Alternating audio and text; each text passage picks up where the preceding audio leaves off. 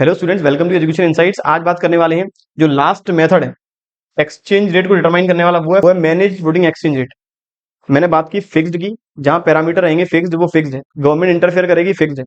जब मार्केट के demand and supply forces interfere करेंगे, वो फ्लोटिंग है। जब इन दोनों के बेसिस पर जो एक्सचेंज रेट होगी डिटरमाइन, उसे नाम दिया गया मैनेज फ्लोटिंग का। तो एक ऐसा मेथड जिसमें एक्सचेंज रेट डिसाइड की जाएगी डिमांड एंड सप्लाई फोर्सेस के साथ साथ गवर्नमेंट इंटरवेंशन के थ्रू भी, और इसको बोलते हैं dirty floating. Managed exchange rate mechanism को डर्टी फ्लोटिंग का नाम भी दिया गया है। आगे कहता है it is a mixed form of fixed and flexible system.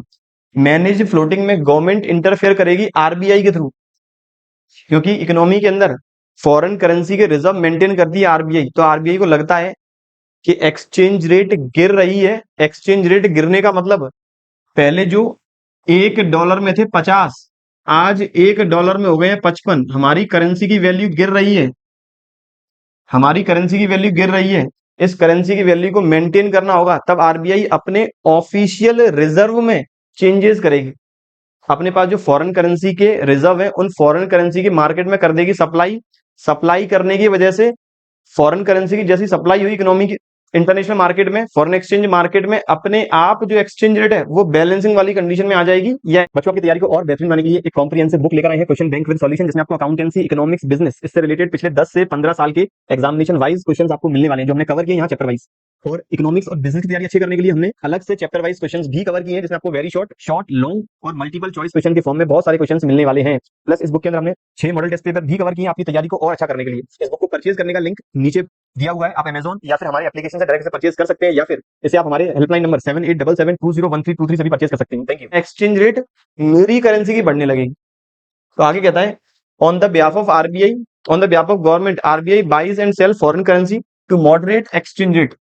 यदि देख रहे हैं परचेजिंग पावर गिर रही है, तब फॉरेन करेंसी सप्लाई कर देंगे मार्केट में, मतलब बेच देंगे। और जब देख रहे हैं परचेजिंग पावर बढ़ रही है, फॉरेन करेंसी को परचेज करना स्टार्ट करेंगे, डिमांड क्रिएट करेंगे।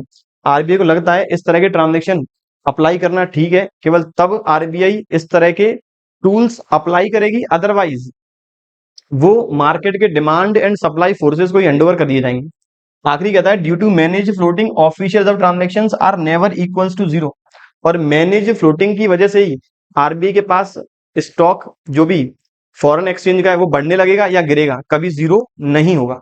तो बच्चों ये था overall manage floating exchange rate, एक ऐसी रेट जो डिसाइड की जाती है आरबीआई के इंटरवेंशन और मार्केट के डिमांड एंड सप्लाई फोर्सेस के अकॉर्डिंग। आरबीआई कब इंटरफेयर करेगी?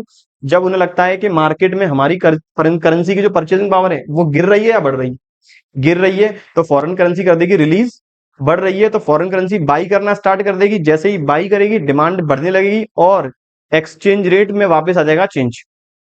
और इसी वजह से कभी भी जो ऑफिशियल रिजर्व ट्रांजेक्शन है, जो आरबीआई के पास फॉरेन करेंसी का रिजर्व है, वो जीरो नहीं होगा। बच्चों ये बात थी overall manage floating exchange rate के बारे में। ऐसे रिलेटेड टॉपिक डिस्कस करने वाले हैं अपने अगले लेक्चर में, तब तक पढ़ते रहिए और बने रहिए हमारे चैनल के साथ। Thank you.